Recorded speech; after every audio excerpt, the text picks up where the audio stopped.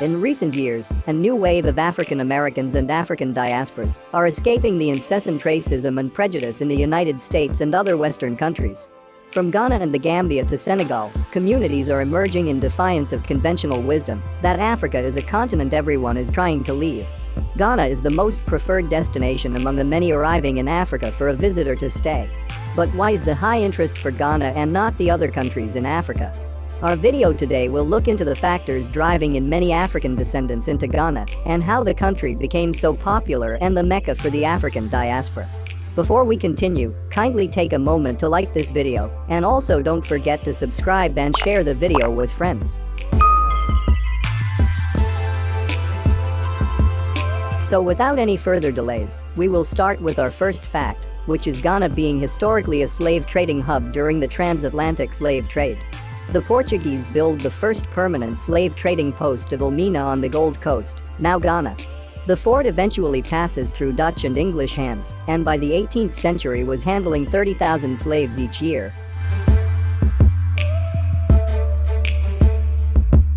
According to documented history, between 1650 and 1900, 10.2 million enslaved Africans arrived in the Americas from the 8 regions in Africa used for the slave trade. About 80% of the Africans who were enslaved and transported in the transatlantic slave trade went through the many castles and forts which can be found in Ghana. This comes as no surprise, since there are currently an estimated 40 slave castles, or large commercial forts built on the Gold Coast of West Africa, now Ghana, by European traders, which is the largest number found in any country in Africa.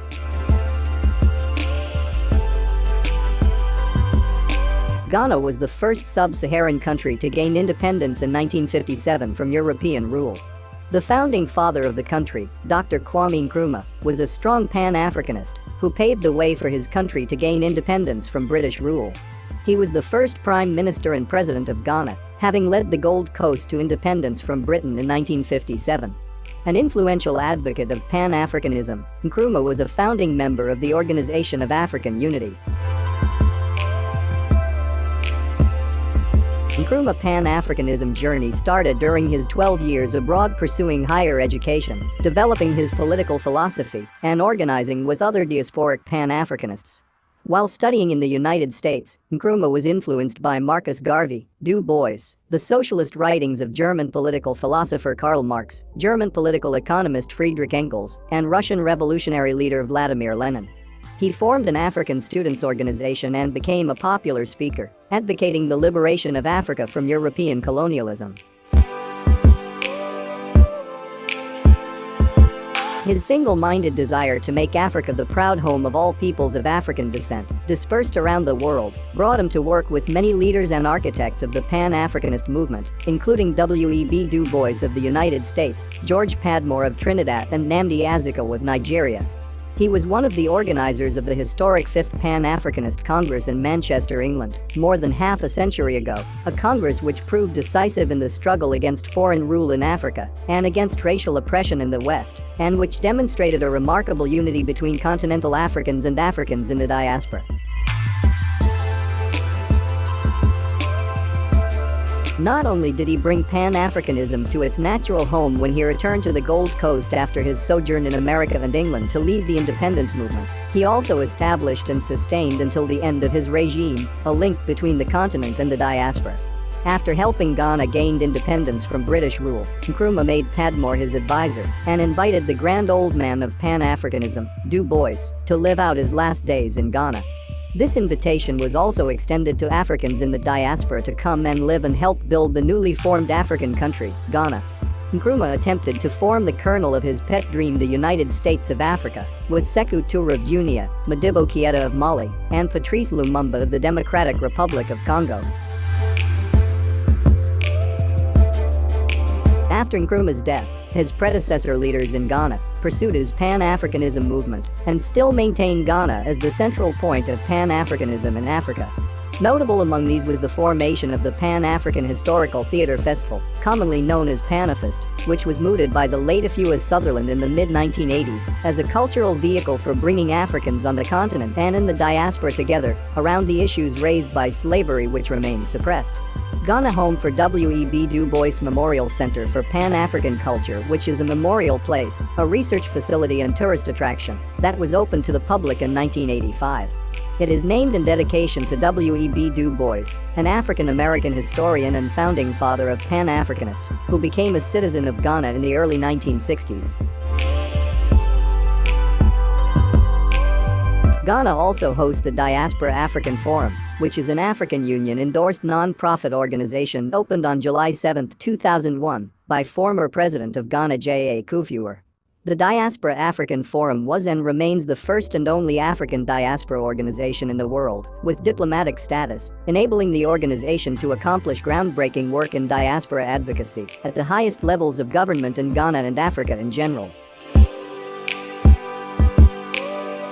Ghana is the only African country which offers automatic resident permit to African descendant in a law passed 20 years ago and termed right of abode. The right of abode is akin to indefinite residence permit.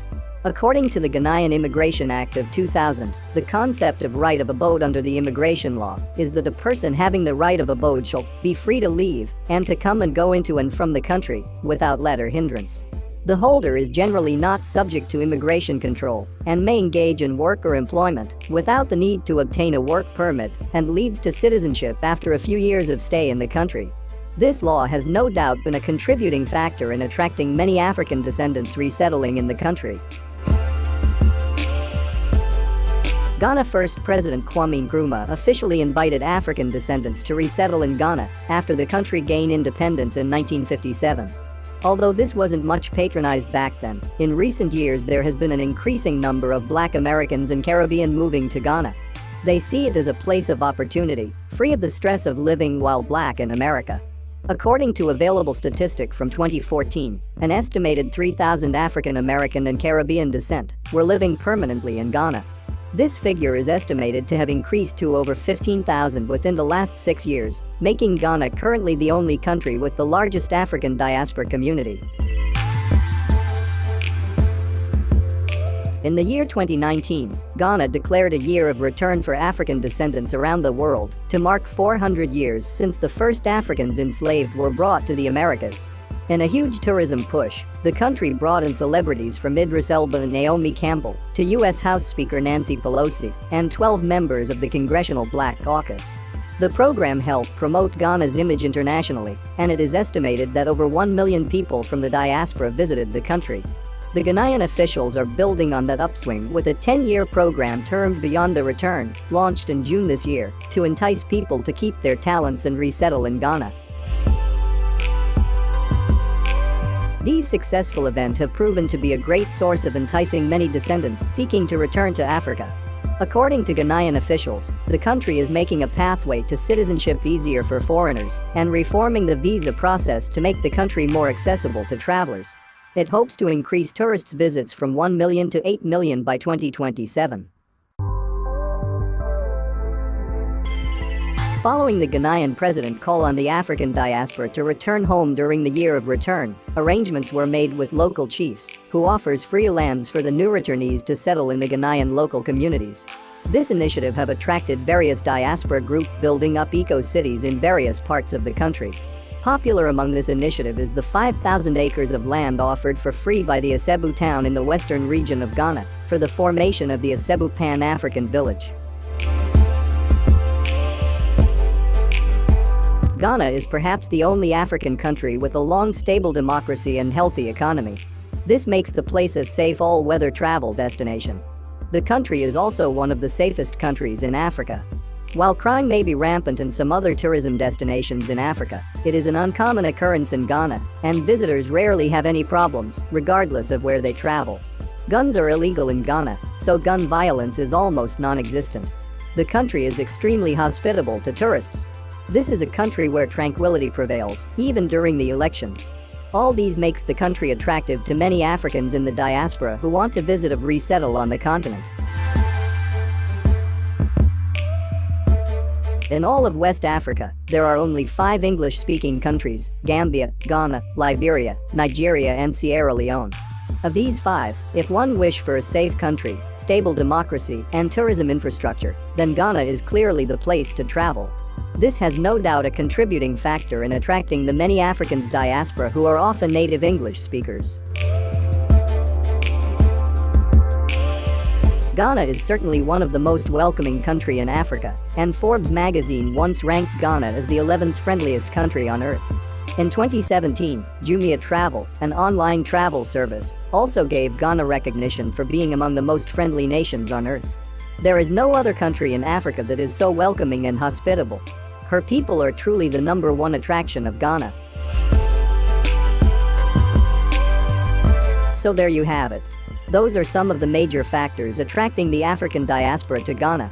As Ghana is offering African Americans and the African diasporas the chance to move to Africa, with government officials telling them to come home and leave a place where they are not wanted, it is the wish of many that the other 53 countries in Africa will learn from the Ghana example and extend a welcoming hand to the estimated 400 million African descendants leaving across the globe, whose skills and monetary power can contribute and help speed development on the continent.